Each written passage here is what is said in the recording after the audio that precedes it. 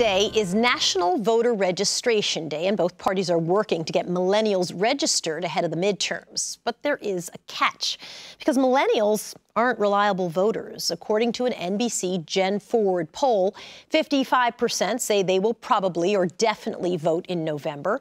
19% say they will definitely or probably will not vote. And another quarter are uncertain. Ashley Spillane is a Democrat. She's 34 years old. Ryan Girdusky is a Republican. He's 31 years old.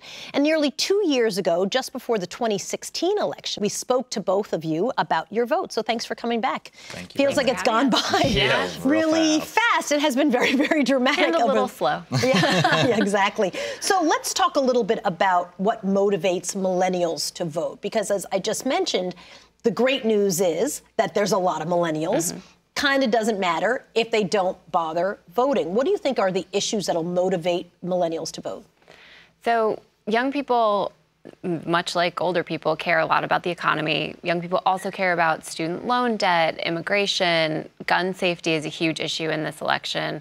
And there is a lot of energy behind all of those issues right now for young people. So I think we're going to see, what we're seeing in the primaries is an increase in turnout, and I think we'll see that carry through to the general election. Do you agree with that? Yeah, I'd say also healthcare is probably one of the biggest issues as well. There is an increased voter turnout, but it's not necessarily millennials who are turning out in huge numbers. When you look at millennials and Donald Trump, 42% oppose Donald Trump, 14% say they support Donald Trump. As a Republican, how problematic is that statistic for you? Well, the problem with Donald Trump is mostly style, not necessarily policy, because on policy proposals that Donald Trump has advanced. Democrats everywhere are passing out with that statement that you just said. No, it's true. They really don't like him for his tweets and things he says, and I don't know, a bad joke here or there. But it's not necessarily for the policies, because Donald Trump is very moderate on a lot of policies. I mean, his policies on trade are far closer to Bernie Sanders than they are Jeb Bush or Hillary Clinton, and that was their candidate. And the majority of young people are afraid about the direction our democracy is going, and they're worried about the future of whether we live in a democracy or not, and that is attributable to Donald Trump. Democrats have been shedding millennial voters, and the good news for the Democrats is that they actually have a big percentage of those voters. So they've moved from 55% to 46% would identify as Democrats. That number for Republicans has stayed fairly steady. It's gone from 28% to 27%. So what do you think the parties need to do to make sure they're not losing? I mean, millennials will be the biggest voting bloc age-wise next election. Well, I think this is probably the most important thing. This generation and the next one coming after us is completely up for grabs for both political parties.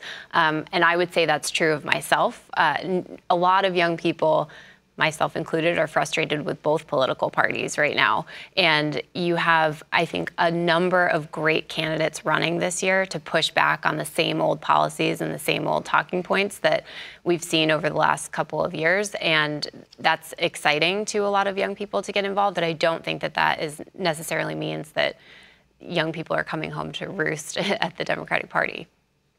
Yeah, I think that certainly running young candidates is important, and I think that running a more diverse slate of candidates is also interesting. I think that I think for Republicans, they've done a terribly bad job at running women. I think that that's a really important part to win over millennials. We'll see how everybody thinks about the midterms and talk about it when it happens. Thanks, guys. Always nice to check in with you. We should do this more often than every 2 years. I feel like you've both grown so much since I saw you last. Ashley Spillane and Ryan Girdusky. Nice to have you. Thank you. You bet.